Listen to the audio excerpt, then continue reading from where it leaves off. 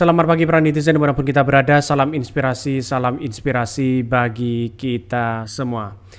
Ini ya dari apa yang disampaikan oleh Pak Luhut, ternyata Anies Baswedan mengkritik habis-habisan Luhut bin Sarpanjaitan. Mengapa? Gini, Anies Baswedan mengatakan cara pandang Luhut yang menyebutkan terkait dengan toksik tersebut begitu kan ya bisa ganggu demokrasi. Artinya mungkin ya Luhut itu tidak laku di situ begitu kan ya, tidak diajak untuk untuk bergabung ke kabinet, tapi melakukan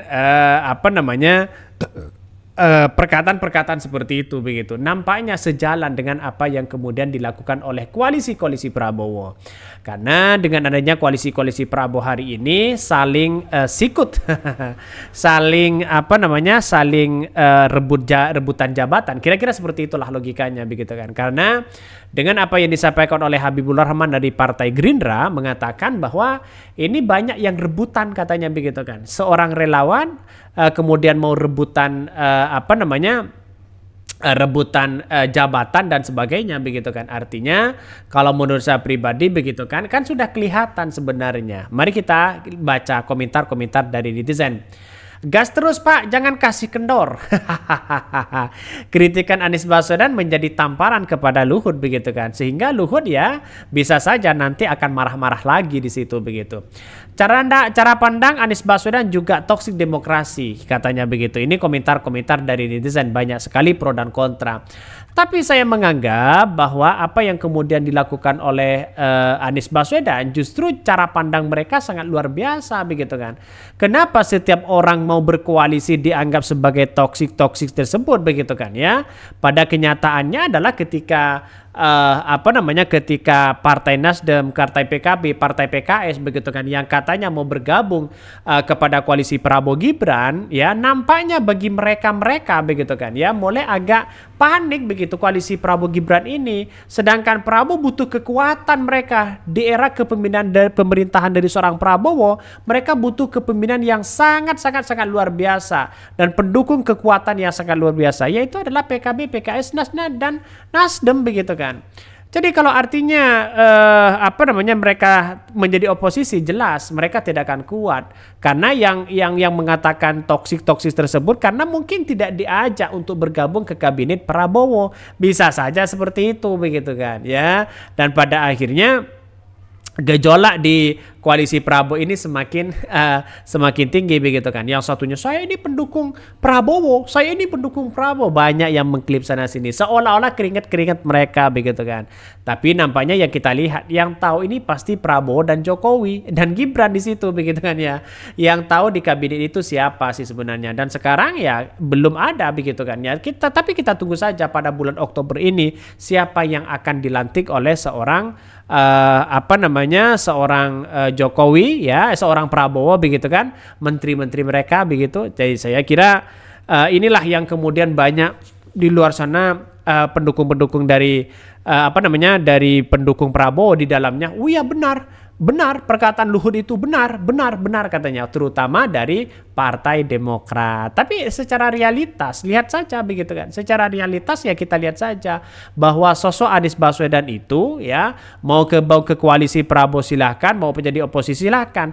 Tapi secara tidak langsung Anies Baswedan ini tidak mau pada kekuasaan di situ begitu. Artinya bukan tipe orang yang penjilat. Ini Anies mengatakan cara pandang Luhut bisa ganggu demokrasi. Mari kita baca ya beritanya, karena dengan adanya seperti ini saya kira Anies Baswedan pasti paham bagaimana pernyataan-pernyataan yang dilakukan oleh Luhut ya.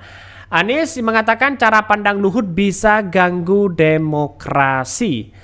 Pesan Menko Maritim dan Investasi Luhut bin Sarpanjaitan kepada Presiden terpilih Prabowo Subianto agar tidak membawa orang-orang toksik di dalam jajaran Kabinet Indonesia Maju atau KIM justru menuai kritik.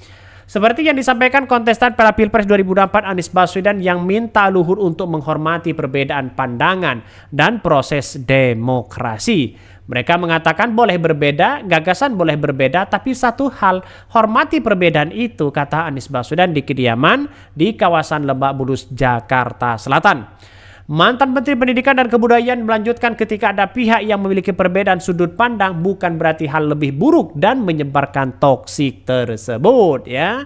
Jadi bukan hanya kata Anies Baswedan, ini bukan soal masalah jabatan, ya, bukan masalah soal jabatan, masalah soal siapa yang ada di istana dan sebagainya, tapi soal marwah, soal perbedaan itu harus saling menghormati, karena demokrasi itu adalah lebih mengedepankan bagaimana demokrasi kita, yaitu saling menghargai satu sama lain.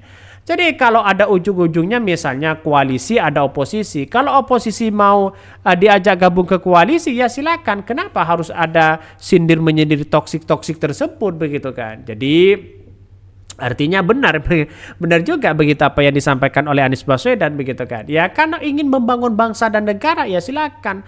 Karena Pak Luhut sering mengatakan, wah ini tujuannya kan demi bangsa, tujuannya demi negara, tujuannya demi rakyat Indonesia. Kenapa kalau ada oposisi ya lalu kemudian ingin gabung kepada Prabowo Gibran dianggap sebagai toksis dan sebagainya? Apakah ini menyindir ya karena mereka tidak ada PKB, Nasdem dan PKS mereka tidak ada peran, misalnya tidak ada keringat, tiba-tiba dapat menteri, apakah kritikannya seperti itu? Saya kira pandangan-pandangan seperti itu justru dibuang begitu kan. Ya kapan mau maju bangsa kita? Bila Anda tidak sepaham dengan saya, maka Anda tidak benar, Anda tidak sehat. Ini cara pandang yang bisa ganggu demokrasi. Sebelumnya Luhut berpesan kepada Prabowo agar lebih selektif dalam memilih orang untuk menjadi bagian dari kabinet pemerintahan mendatang. Jangan sampai kemajuan Indonesia terhambat oleh orang di dalam pemerintahannya itu sendiri. Siapa mereka begitu? Ya kita lihat saja sekarang begitu kan. Artinya kalau Partai Nasdem ya, terus kemudian dari Partai PKB, kan walaupun mereka bergabung kan belum tentu mereka dapat menteri begitu kan. Mereka kalau tidak dapat menteri ya masa tangan kosong di situ begitu kan ya. Diajak bergabung tapi tidak mendapatkan kue-kue jabatan, ya mending jadi oposisi saja. Ngapain begitu kan. Kan begitu logikanya. Nampaknya kue-kue jabatan itu sampai hari ini begitu ya, saya rasa masih kurang. Dari partai ini mengajukan 5, dari partai ini mengajukan 5, mengajukan 3. Harus dapat, wah ini banyak begitu. Tidak cukup mereka begitu, sehingga partai-partai kecil pun ya ini sudah menodong ya bahwa ini akan mendapatkan katanya begitu kan menteri juga katanya. Saya kira inilah pandangan Anies Baswedan ke depan, bahwa apa yang kemudian dilakukan oleh mereka begitu, oleh Anies Baswedan, saya kira sah-sah aja di situ begitu kan. Kenapa Luhut yang menjadi kelabakan di situ begitu kan.